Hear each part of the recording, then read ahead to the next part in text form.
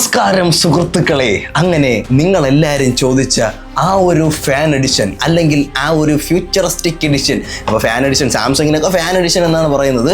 ഈ വിവോയിലോട്ട് വരുമ്പോൾ future edition, futuristic edition എന്നൊക്കെ പറയുന്നുണ്ട്. നിങ്ങൾക്ക് ഇഷ്ടം എന്താണ് വിളിക്കാൻ എന്നുള്ള കേസ് നിങ്ങൾ പറഞ്ഞോളൂ, വേറെ ഒന്നിനെ പറ്റിയല്ല. നമ്മുടെ ആ ഒരു വിവോ X300 FE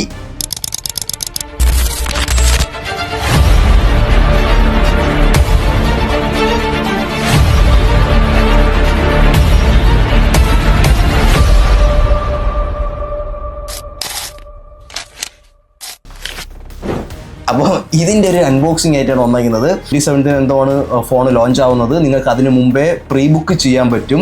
നിങ്ങൾക്ക് പ്രീ ബുക്ക് ചെയ്യാനായിട്ട് ട്രിവാൻഡ്രത്തുള്ള J-Square മൊബൈൽസിന് നിങ്ങൾക്ക് കോൺടാക്ട് ചെയ്യാൻ കേട്ടോ. ഞാൻ താഴെ നമ്പർ കൊടുത്തേക്കാം. പരുത്തിപ്പാറയുണ്ട്, ഉള്ളൂരുണ്ട്, കേശവദാസപുരത്തുണ്ട്, ശ്രീകാര്യത്തുണ്ട്, അങ്ങനെ കുറേ അധികം ഷോപ്സ് ഉണ്ട്. ട്രസ്റ്റഡ് ആയിട്ട് നിങ്ങൾക്ക് മേടിക്കാൻ പറ്റിയ ഒരു ഷോപ്പാണ്. അതുപോലെ തന്നെ EMI ഓപ്ഷൻസ് കാര്യങ്ങളൊക്കെ അവൈലബിൾ ആണ് കേട്ടോ. അപ്പോൾ താഴെ ഞാൻ നമ്പർ കൊടുത്തേക്കാം. നിങ്ങൾ വിളിക്കുകയാണെന്നുണ്ടെങ്കിൽ നിങ്ങൾക്ക് അവിടെ പ്രീ ബുക്ക് ചെയ്യാനുള്ള പരിപാടി ചെയ്യാം. ലോഞ്ചിൻ്റെ അന്ന് തന്നെ നിങ്ങൾക്ക് സാധനം ആൾ അറേഞ്ച് ചെയ്ത് തരുന്നതാണ്. നല്ല കസ്റ്റമർ സപ്പോർട്ടും കാര്യങ്ങളൊക്കെയാണ് കേട്ടോ. അപ്പോൾ നിങ്ങൾ ജസ്റ്റ് ഒന്ന് കോൺടാക്ട് ചെയ്ത് വെക്കുക, അങ്ങോട്ടൊക്കെ ഒന്ന് ഇറങ്ങി വെക്കുക. സോ നമുക്ക് നേരെ ഇതിൻ്റെ അൺബോക്സിങ്ങിലോട്ട് പോവാം. അതിൻ്റെ കൂടെ തന്നെ X200 FE വേണമോ, X300 FEയിലോട്ട് തന്നെ പോകണമോ, അല്ലെങ്കിൽ X300ലോട്ട് പോകണമോ എന്നുള്ള കാര്യമൊക്കെ നമുക്ക് ഇന്ന് ഇതിൽ കൂടെ തന്നെ ചർച്ച ചെയ്യാം. X200 FEയിൽ എനിക്ക് ഇഷ്ടപ്പെടാത്ത ഒരൊറ്റ സാധനം വരുന്നത് അതിൻ്റെ UFS 3.1 ആയിരുന്നു. നമ്മളൊരു ഫോട്ടോ എടുത്ത്, അതായത് നമ്മളൊരു പോർട്രേറ്റ് ഒക്കെ എടുക്കുന്ന സമയത്ത് ഒരു 7-8 സെക്കൻഡോളം നമുക്കത് പോർട്രേറ്റ് പിടിക്കാനായിട്ട് ഇച്ചിരി സമയം എടുക്കും. നമ്മൾ മുമ്പത്തെ വീഡിയോസിൽ, ഷോർട്സിലാണെങ്കിലും റീൽസിലാണെങ്കിലും ലോങ് വീഡിയോസിലാണെങ്കിലും നമ്മളത് പറഞ്ഞിട്ടുള്ള കാര്യമാണ്. അപ്പോൾ ആ ഒരു സാധനം ഇതിൽ വരാൻ ചാൻസ് കുറവാണ്. ബിക്കോസ് ഇത് 4.1 ആണ് കേട്ടോ UFS. അതായത് ഇപ്പോൾ തൊട്ട് മുമ്പ് എൻ്റെ ഇരുന്ന നമ്മുടെ 17 Ultra, Xiaomi 17 Ultra long video ഇതിൽ വന്നില്ല, അതുടനെ വരുന്നതായിരിക്കും എന്തായാലും.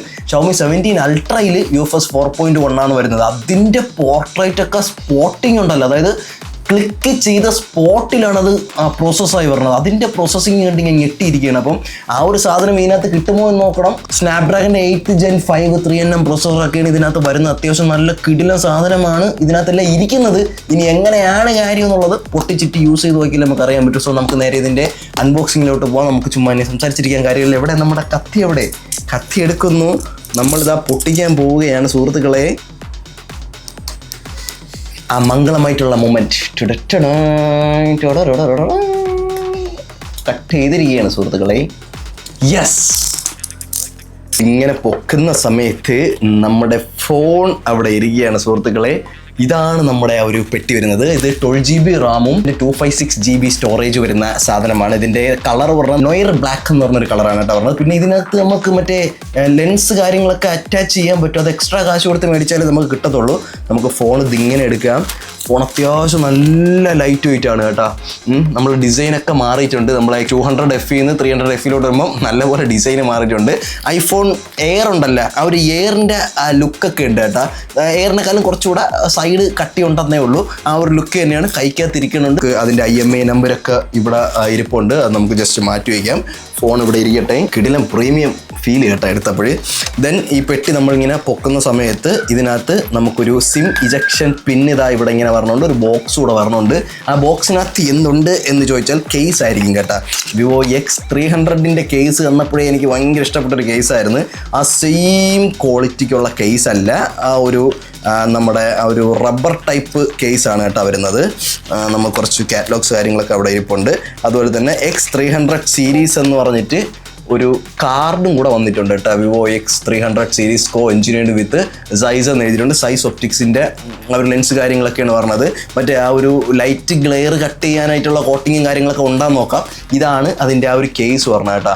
അകത്ത് മറ്റേ ടെക്സ്ചർ കാര്യങ്ങളൊന്നുമില്ല, ഒരു നോർമൽ ആ ഒരു rubber type, silicone to rubber type ഒരു കേസാണ് പറഞ്ഞത്. എന്ന് പറഞ്ഞാൽ സിലിക്കോണിൻ്റെ അത്ര ക്വാളിറ്റി കുറവുമില്ല, എന്നാൽ റബ്ബറിൻ്റെ ആ ക്വാളിറ്റിയും ഇല്ല. അങ്ങനെ ഒരു കേസാണ് കേട്ടോ ഇതിനകത്ത് വരുന്നത്. വിവോ എന്നുള്ളൊരു ബാഡ്ജിങ് ഉണ്ട്. അകത്ത് ഡിസൈൻഡ് ബൈ വിവോ എന്ന് എഴുതിയിട്ടുണ്ട് കേട്ടോ. ഇതാണ് സാധനം. മുകളിൽ ആ ഒരു IR ബ്ലാസ്റ്ററിൻ്റെയും സെക്കൻഡറി മൈക്കിൻ്റെയും ബാക്കി കാര്യങ്ങളൊക്കെ ഉണ്ട്. ഇത് രണ്ടും മാറ്റി വയ്ക്കാം. ഇത് അതിൻ്റെ കുറച്ച് യൂസർ മാനുവൽ കാര്യങ്ങളാണ്. ഇതിനകത്ത് വേറെ ഒന്നുമില്ല. ഇത് നമുക്കെല്ലാം തിരിച്ചെടുത്ത് വയ്ക്കാം. കേസ് ഇടാതെ യൂസ് ചെയ്യാൻ കൊള്ളാമോ കൊള്ളൂലേ എന്നുള്ള കാര്യം കൂടെ നമുക്ക് എന്തായാലും നോക്കാം. ജസ്റ്റ് ഇങ്ങനെ വെക്കുന്നു, ഇതിനെ ജസ്റ്റ് അടയ്ക്കുന്നു. ഇവിടെ മാറ്റി വയ്ക്കുന്നു. അതിനുശേഷം ഇതിനകത്ത് വരുന്നത് എന്തായിരിക്കും? Still they are giving brick guys. Charger നമുക്ക് തരുന്നുണ്ട്. അതാണ് വിവോ. അതായിരിക്കും നമ്മുടെ സ്മാർട്ട് ഫോൺസ്. നമ്മൾ ഇതിങ്ങനെ ഓപ്പൺ ആകും. ഫുള്ളി ബ്ലാക്ക് പരിപാടിയാണ് കേട്ടോ അവന്മാർ പിടിച്ചേക്കുന്നത്. ബ്രിക്ക് ബ്ലാക്ക് അല്ല, വൈറ്റ് തന്നെയാണ്. ജസ്റ്റ് നമുക്ക് തുറക്കുന്ന സമയത്ത് still they are providing A2C ആണ് കേട്ടോ. ഇപ്പോഴും അത് C ടൈപ്പ് ആയിട്ടില്ല. Not a problem. ചാർജർ തരുന്നുണ്ടല്ലേ, അതുകൊണ്ട് ഒരു പ്രശ്നവും ഇല്ല. A2C ഒരു കുഴപ്പമില്ല കേട്ടോ. ഇതാണ് നമ്മുടെ ആ ഒരു ചാർജർ വരുന്നത്. ലാസ്റ്റ് ടൈമിലെ പോലെ തന്നെ 90 വാട്ടിൻ്റെ ബ്രിക്ക് തന്നെയാണ് വരുന്നത്. പിന്നെ 40 വാട്ടോളം വയർലെസ് ചാർജിങ് അവൈലബിലിറ്റി നമുക്ക് ഇതിനകത്തുണ്ട്. അതുപോലെ തന്നെ PD ചാർജറാണ് ഈ സാധനം വരുന്നത്. 55 മിനിറ്റ്സ് കൊണ്ട് 100% ചാർജ് ആവും എന്നൊക്കെ കമ്പനി പറയുന്നത്. ചാർജിങ് ടെസ്റ്റ് കാര്യങ്ങളൊക്കെ വേണമെന്നുണ്ടെങ്കിൽ നിങ്ങൾ കമൻറ്റ് ചെയ്താൽ മതി, നമുക്കത് ചെയ്യാം. എന്തായാലും കൊള്ളാടെ, നല്ലൊരു സാധനം, നല്ലൊരു ചാർജിങ് ബ്രിക്ക് നമുക്കവിടെ തിരിച്ചു വയ്ക്കാം. ദെൻ ഇപ്പുറത്തെ സൈഡിലാണ് നമുക്ക് നമ്മുടെ വയർ, അതായത് ആ ഒരു ബ്രിക്കിൻ്റെ വയർ കണക്ട് ചെയ്യാനുള്ളത് A2C ഇതാണ് കേട്ടോ. ഈ ഒരു സാധനമാണ് നമുക്ക് A2C വരുന്നത്. അത് ബ്രൈഡഡ് കേബിൾ കാര്യങ്ങളൊന്നുമില്ല. ഇപ്പോഴും നോർമൽ തന്നെയാണ്. ഒരു ലോഡ് സാധനം അച്ചടിച്ചിട്ട് എല്ലാത്തിലും വെച്ച് വിടുന്ന ആ ഒരു പരിപാടിയാണ്. കഴിഞ്ഞ വർഷത്തെ സാധനം തന്നെ ആയിരിക്കും. എന്തായാലും ബ്രൈഡഡിലോട്ടൊക്കെ പോകേണ്ട ടൈമായി. കാരണം ഇതൊക്കെ പെട്ടെന്ന് കംപ്ലൈൻ്റ് ആവുന്ന സാധനങ്ങളാണ് കേട്ടോ. ഇതിൻ്റെ മാത്രമൊന്നുമല്ല, ഏതൊരു സാധനമാണെങ്കിലും നമ്മൾ റഫ് യൂസിൽ പെട്ടെന്ന് പോകും കേട്ടോ. ബ്രൈഡഡ് കേബിളൊക്കെയാണ് കൂടുതൽ നിൽക്കാൻ പോകുന്നത്. അല്ലെങ്കിൽ നിങ്ങൾ സ്ലീവ് കാര്യങ്ങളൊക്കെ മേടിച്ചിട്ടാൽ നിൽക്കും. അതൊക്കെ അത്രയ്ക്ക് ഉള്ളൂ. നമുക്ക് നമ്മുടെ ഫോണിലോട്ട് പോവാം. This is our phone, this is our smartphone. സുഹൃത്തുക്കളെ, നമുക്കിതിനെ വലിച്ച് പൊട്ടിച്ച് കീറി എടുക്കുന്നതിൽ എനിക്ക് താല്പര്യമില്ല. നമുക്കിങ്ങനെ പതുക്കെ ഇങ്ങനെ പൊക്കിയെടുക്കണം. അപ്പോൾ ഇതാ നിങ്ങൾ കാണുന്നതാണ് X300 FEയുടെ ആ ഒരു പുതിയ ലുക്ക്. എനിക്ക് നല്ല ഇഷ്ടപ്പെട്ട ഈ ഒരു ലുക്ക്. അടിപൊളി സാധനം അല്ലേ? കിടിലം ഫീല്. ആ സൈസിൻ്റെ ആ ഒരു ബാഡ്ജിങ്, അത് ഒട്ടിപ്പല്ല കേട്ടാ. ഒരു ലോഗോ അവന്മാർ ഇൻറ്റഗ്രേറ്റ് ചെയ്ത് വെച്ചേക്കുന്നതാണ് അവിടെ, ഒരു ഗ്ലാസ് ടൈപ്പിൽ. ഇതിൻ്റെ മുകളിൽ ഒരു സ്ക്രീൻ ഗാർഡ് കമ്പനി പ്രൊവൈഡ് ചെയ്തിട്ടുണ്ട് കേട്ടോ. അത് മറ്റേ ഒട്ടിപ്പല്ല, കുറച്ചുകൂടെ കട്ടിയുള്ളൊരു സാധനമാണ് കേട്ടോ. നിങ്ങൾ ആ ഒരു ഫിംഗറും കാര്യങ്ങളൊക്കെ പക്കയായിട്ട് കിട്ടണമെന്നുണ്ടെങ്കിൽ ഇത് വലിച്ചൂരി കളഞ്ഞിട്ട് വേറെ ഒട്ടിക്കാനൊന്നും നിൽക്കേണ്ട. ഇത് തന്നെ വെച്ചിരുന്നത്. ഇത് റഫ്യൂസ് അല്ല എന്നുണ്ടെങ്കിൽ നിങ്ങൾ ഇത് തന്നെ ഒട്ടിച്ച് വെച്ചിരുന്നാൽ മതി കേട്ടോ. നിങ്ങൾ അല്ലാതെ സ്ക്രാച്ചൊന്നും ആവത്തില്ല. തറ വീണ ടക്കനങ്ങ് പൊട്ടയൊന്നും ഇല്ല കേട്ടോ ഈ സാധനം. പെട്ടെന്ന് റഫ്യൂസ് ആണെന്നുണ്ടെങ്കിൽ നിങ്ങൾ വേറെ നല്ല കൂടിയൊരു ടെമ്പേടൊക്കെ വാങ്ങിച്ച് ഒട്ടിച്ച് വെച്ചിട്ടുണ്ട്. പ്രോബ്ലം. നമുക്ക് വോളിയം അപ്പ് ആൻഡ് ഡൗണും ലോക്കും എന്താ ഇവിടെയാണ് വരുന്നത്. അതുപോലെ തന്നെ ഇപ്പുറത്തെ സൈഡിൽ ഒന്നുമില്ല കേട്ടോ, പ്ലെയിൻ ആണ്. മുകളിൽ ഇയർ ബ്ലാസ്റ്റർ ഉണ്ട്, സെക്കൻഡറി മൈക്ക് വരുന്നുണ്ട്. താഴെ നമുക്ക് USB-C ടൈപ്പ് കൊടുക്കാനുള്ളത് കൊണ്ട് സിം ഇജക്ഷൻ പിന്ന് കുത്താനുള്ളതുണ്ട്. കുത്തുമ്പോൾ ഇളവി വരും. അതുപോലെ തന്നെ സ്പീക്കർ ഒരു സൈഡിലും ഉണ്ട്. ഇതാണ് ഇതിൻ്റെ ആ ഒരു ഇതെന്ന് പറഞ്ഞാൽ. നമുക്ക് ഇതിൻ്റെ ഇൻ ഹാൻഡ് ഫീൽ എങ്ങനെയാണെന്ന് വെച്ചാൽ വലിയ സ്ലിപ്പറി അല്ല,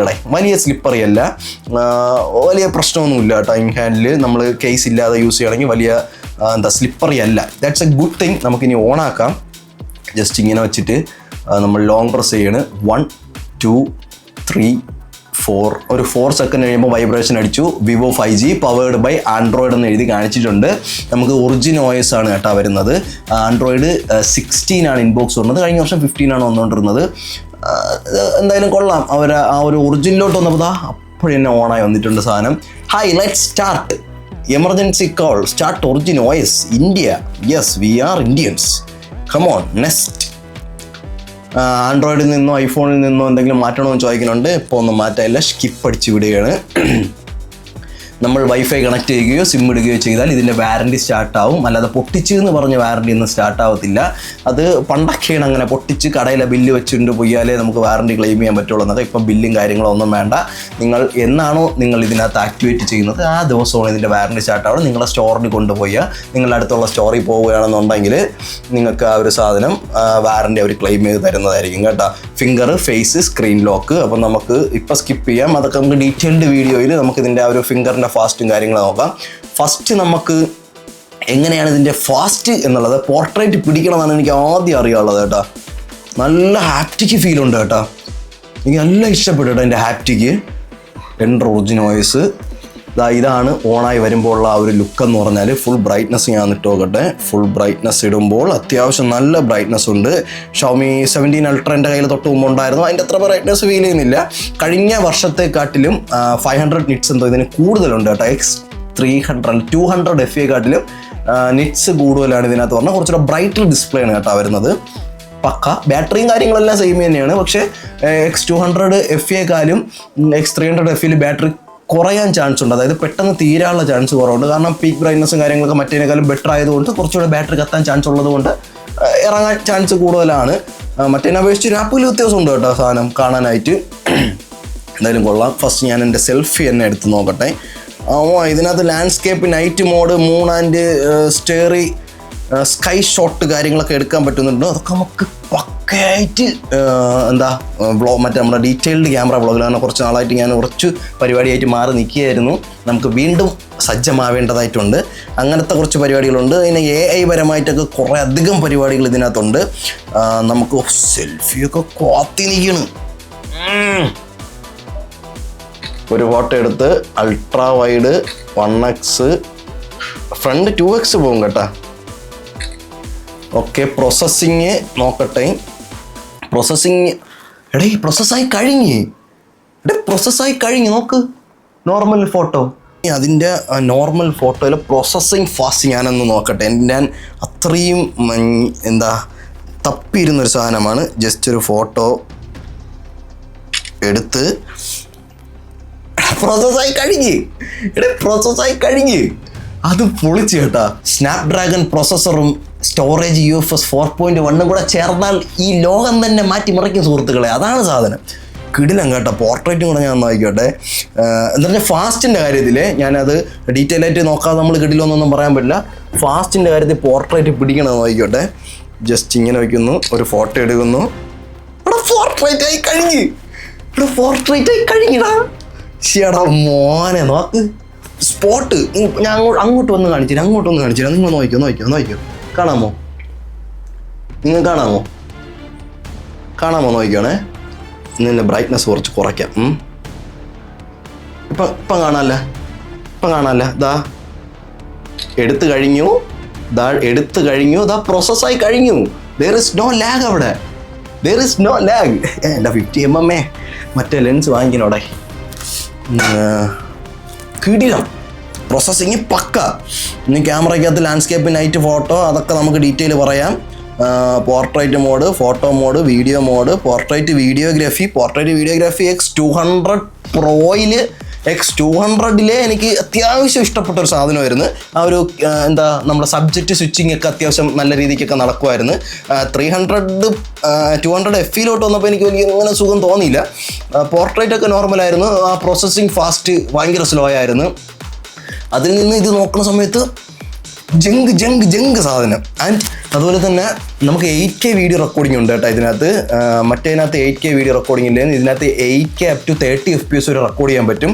ഫ്രണ്ട് ക്യാമറയിൽ നമുക്ക് 4K 60 FPS നമുക്ക് റെക്കോർഡ് ചെയ്യാൻ പറ്റും കേട്ടോ. 4K അത്യാവശ്യം നല്ലൊരു ഒഴുക്കമുണ്ട് കേട്ടോ ഫ്രണ്ട് ക്യാമറയിൽ 4K 60. മറ്റേ സ്റ്റെബിലൈസേഷൻ പരിപാടിയൊക്കെ നമുക്ക് ഫ്രണ്ട് ക്യാമറയിൽ പറ്റും. അത് പക്ഷേ 1080p 30 പോകും കേട്ടോ.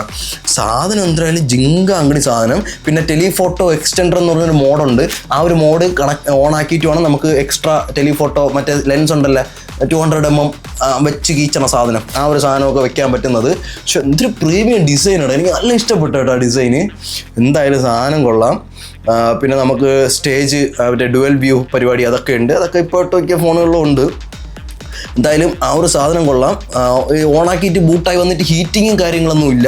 That's A good thing. എന്തായാലും കൊള്ളാം. അപ്പം ഇതൊക്കെയാണ് X300 FEൻ്റെ വിശേഷങ്ങൾ. എനിക്ക് നല്ല ഇഷ്ടപ്പെട്ടു കേട്ടോ.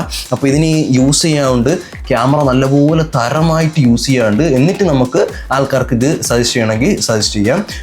എന്തായാലും ഇത്രയും നേരം ഞാൻ എടുത്തതിൽ ഇൻഹാൻഡ് ഫീൽ എനിക്ക് പക്കയായിട്ട് ഇഷ്ടപ്പെട്ടു. ആ ഒരു പോർട്രേറ്റിൻ്റെ ഫാസ്റ്റ് എനിക്ക് നല്ലപോലെ ഇഷ്ടപ്പെട്ട്. Super excited guys. ആ ഒരു പോർട്രേറ്റ് വേണം. UFS 4.1 ആണെന്ന് കേട്ടപ്പോഴേ ഞാനിങ്ങനെ പൊളിക്കും എന്ന് പറഞ്ഞാണ് ഇരുന്നത്. എന്തായാലും സാധനം പക്ക കേട്ടോ.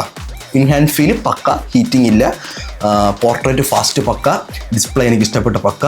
പിന്നെ കേസ് ഇട്ടിട്ടൊക്കെ എങ്ങനെയുണ്ടെന്നൊക്കെ നമുക്ക് ഡീറ്റെയിൽ വീഡിയോയിൽ ഇടാം. സോ ഈ ഒരു സാധനം പ്രീ ബുക്ക് ചെയ്യണമെന്നുണ്ടെങ്കിൽ നിങ്ങൾക്ക് J2 മൊബൈൽസിനെ കോൺടാക്ട് ചെയ്യാം. ട്രിവാൻഡ്രത്ത് 5-6 ഷോപ്സ് കാര്യങ്ങളൊക്കെ ഉണ്ട്. വിശ്വസിക്കാൻ പറ്റിയ ടീമുകളാണ്.